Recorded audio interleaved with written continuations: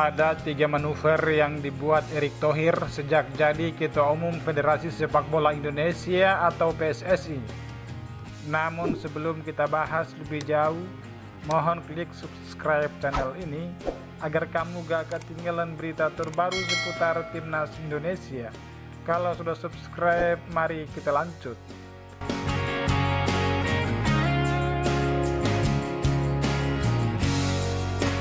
Erick Thohir baru menjadi Ketua Umum PSSI selama lebih dari 3 bulan, namun telah melakukan sejumlah manuver untuk sepak bola Indonesia.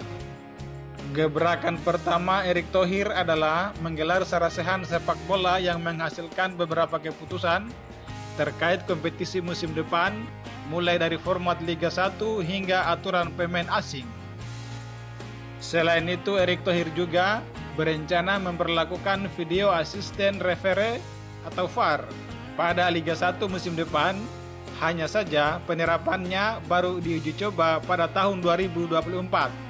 Dalam video asisten referee itu, kompetisi akan diputar dengan sistem seperti biasa pada tanggal 1 Juli 2023 hingga 28 April 2024.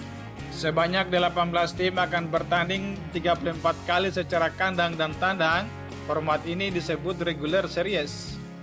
4 klub teratas akan lolos ke Championship Series untuk memperebutkan gelar juara Liga 1 2023-2024. Namun tidak menjelaskan bagaimana penentuan posisi 1-4 yang akan bakal bermain di babak ini. Kompetisi juga menerapkan kebijakan pemain U23 di Liga 1 musim depan. Setiap tim wajib menurunkan satu pemain kelahiran maksimal 1 Juli 2001 sebagai starter selama minimal 45 menit. Perubahan ekstrim terjadi pada regulasi pemain asing. Pada musim lalu, setiap tim hanya boleh memiliki 3+1 alias 3 pemain asing bebas dan 1 personil Asia.